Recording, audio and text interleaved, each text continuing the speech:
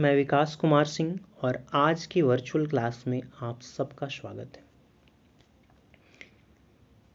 इससे पहले के वर्चुअल क्लास में हमने वैज्ञानिक प्रबंध के सिद्धांतों के बारे में चर्चा किया, वैज्ञानिक प्रबंध की विशेषताएं एवं वैज्ञानिक प्रबंध के 4 प्रमुख स्तंभ की यह एक विज्ञान है, न कि अंगूठा टेक नियम पर आधारित है। प्रबंध वर्ग एवं श्रमिक वर्ग में सहयोग होना चाहिए, न कि टकराव की स्थिति होनी चाहिए, ठीक है। तथा प्रबंध में एवं श्रमिकों के बीच सहयोग होना चाहिए, न कि व्यक्तित्ववाद। तथा श्रमिकों की क्षमताओं का में वृद्धि एवं विकास के लिए उनको प्रशिक्षित किया जाना चाहिए। और आज जो हमारे चर्चा का विषय है, टेक्निक्स ऑफ साइंटिफिक मैनेजमेंट, वैज्ञानिक प्रबंध की तकनीकी। वैज्ञानिक प्रबंध की तकनीक के अंतर्गत जो एफ.डब्ल्यू. टेलर द्वारा वैज्ञानिक प्रबंध का सिद्धांत सुझाया गया, उसको किस तरह उसका हम इम्प्लीमेंटेशन करते हैं या किस तरह इसको हम व्यवहार में लाते हैं, इसका अध्ययन करते हैं। इसके लिए एफ.डब्ल्यू. टेलर ने वैज्ञानिक प्रबंध की तकनीक के अंतर्गत फंक्शनल फोरमैनशिप, क्रियात्मक फोरमैनशिप, स्टैंडर्डाइजेशन ऑफ वर्क, कार्य का प्रमापीकरण एवं सरलीकरण, मेथड स्टडी, कार्य पद्धति अध्ययन,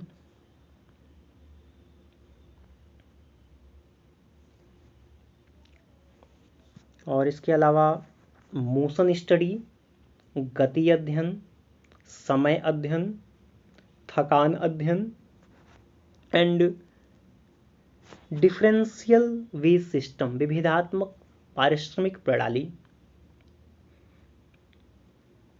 की चर्चा की। या उसने अपने कार्य के दौरान या जब वो कारखाना में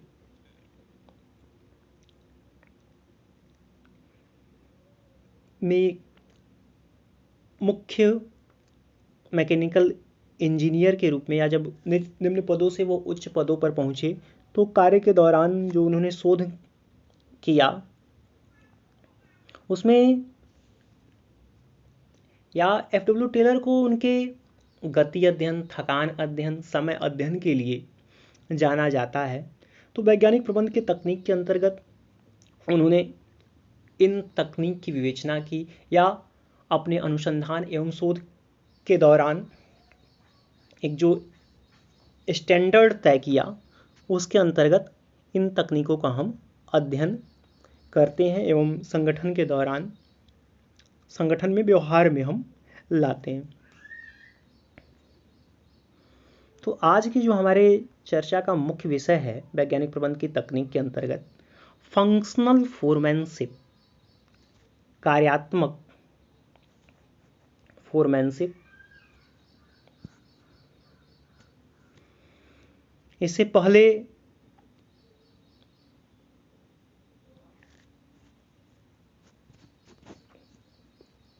कि वर्चुअल क्लास में हमने फोरमैन के बारे में बताया कि फोरमैन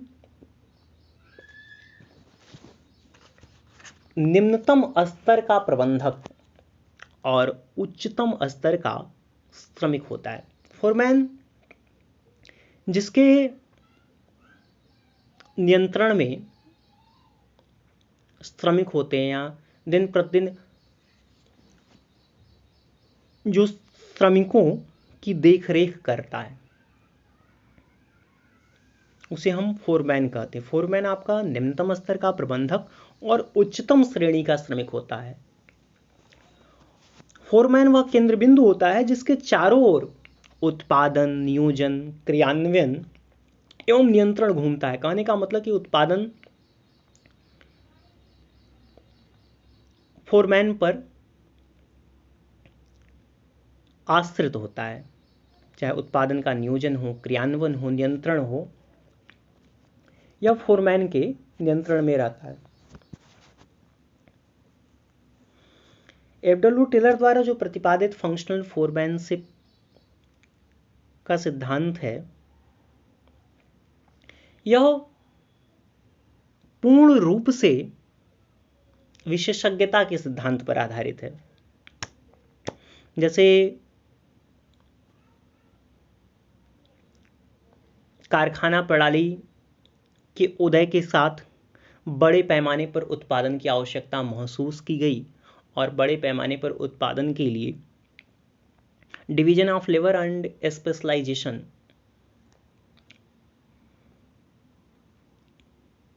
की आवश्यकता महसूस हुई। और फंक्शनल फोरमैनशिप का सिद्धांत जो है एफडब्ल्यू टेलर का विशेषज्ञता के सिद्धांत पर आधारित है।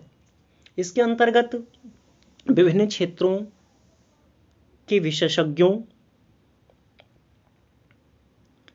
का पूर्ण उपयोग किया जाता है या क्रियात्मक संगठन में कार्य को कई छोटे छोटे विभागों में बांटकर विशेषज्ञों के अधीन कर दिया जाता है, जिससे संगठन स्पेशलाइजेशन या डिवीजन ऑफ लेबर और स्पेशलाइजेशन के लाभ प्राप्त कर सके। टेलर ने कारखाना प्रबंधक के कार्य को दो भागों में बांटा, एक प्लानिंग डिपार्टमेंट और दूसरा प्रोडक्शन डिपार्टमेंट, और प्रत्येक विभाग में 4-4 विशेषज्ञों की नियुक्ति की गई। और श्रमिक इन 8 अधिकारियों से आदेश निर्देश प्राप्त करके कार्य करते हैं। इसके पीछे टेलर की जो अवधारणा थी कि फोरमैन के अंदर बुद्धि, चातुर्य, विशेषज्ञता, निर्णय लेने की क्षमता, अच्छा स्वास्थ्य, ये विशेषताएं होती है। और उसने अपने कार्य अनुसंधान के दौरान पाया कि ये विशेषताएं एक व्यक्ति में नहीं पाई जा सकती। अतः उसने 8 विशेषज्ञों की टीम का सुझाव दिया। तो उसने पहले तो कारखाना प्रबंधक के कार्य को 2 भागों में बांटा, एक नियोजन अधिकारी, दूसरा उत्पादन अधिकारी, planning officer and production officer. और इन दोनों अधिकारियों के अधीन 4-4 विशेषज्ञों की टीम की नियुक्ति की। निर्देशक नियोजन अधिकारी के अंतर्गत आपका निर्देश कार्ड क्लर्क, कार्यक्रम क्लर्क, समय एवं लागत क्लर्क और अनुशासक की नियुक्ति की गई। इसी तरह से उत्पादन अधिकारी के अंतर्गत गति नायक, टोली नायक, मरम्मत नायक और निरीक्षक की नियुक्ति की गई। और श्रमिकों को इन 8 अधिकारियों से आदेश एवं निर्देश प्राप्त होते हैं। नियोजन अधिकारी के अंतर्गत जो कार्यक्रम क्लर्क है वह कार्यक्रम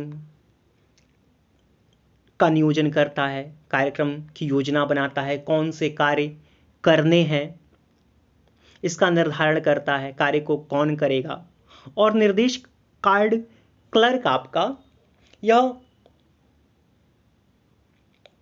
निर्देश कार्ड बनाता है और उसे वह टोली नायक या गैंग बास को सुपुर्द कर देता है। निर्देश कार्ड पर कार्य के लिए कार्य को किस तरह से करना है, कैसे करना है, इस संदर्भ में दिशा निर्देश दिए रहते हैं।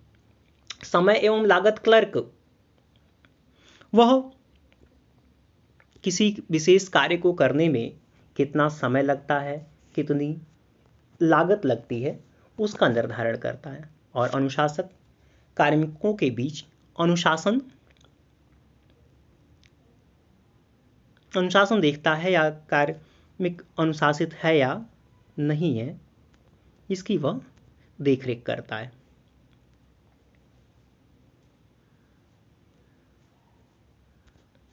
ठीक है। उत्पादन अधिकारी के अंतर्गत गति नायक वह कार्य की गति का निर्धारण करता है, एक प्रमाप तय करता है कि इस समय में एक विशेष कार्य होने चाहिए, अगर नहीं होता है तो वह उन कमियों को जानने का प्रयास करता है कि किस कारण से कार्य एक निर्धारित समय में या प्रमापित समय में नहीं हो पाया। टोलीनायक निर्देशन कार्ड से निर्देश कार्ड को एकत्रित कर श्रमिकों को सौंपता है, या टोलीनायक अपने उत्पादन अधिकारी के अंतर्गत नायक है जो कार्य की देखरेख करता है। मरम्मत नायक या मरम्मत संबंधी विशेषज्ञ होता है। निरीक्षक यह कार्य का निरीक्षण करता है। तो इस तरह से एफडब्ल्यू टेलर ने कारखाना प्रबंधक को के कार्य को दो भागों में बांटा, एक नियोजन अधिकारी, दूसरा उत्पादन अधिकारी, और दोनों के अंदर चार चार विशेषज्ञों की टीम नियुक्त की, और ये चारों विशेषज्ञ, या कह लीजिए एक श्रमिक को 8 विशेषज्ञों की देखरेख में कार्य करना पड़ता था।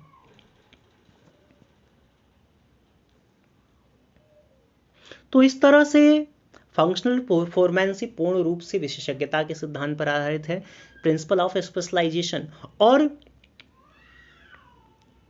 जो विभिन्न क्षेत्र में विशेषज्ञ हैं जिनकी क्रियात्मक संगठन के अंतर्गत नियुक्त की जाती है, उनके विशेषज्ञता के पूर्ण उपयोग पर आधारित है या फुल यूटिलाइजेशन करने का यह प्रयास करता है।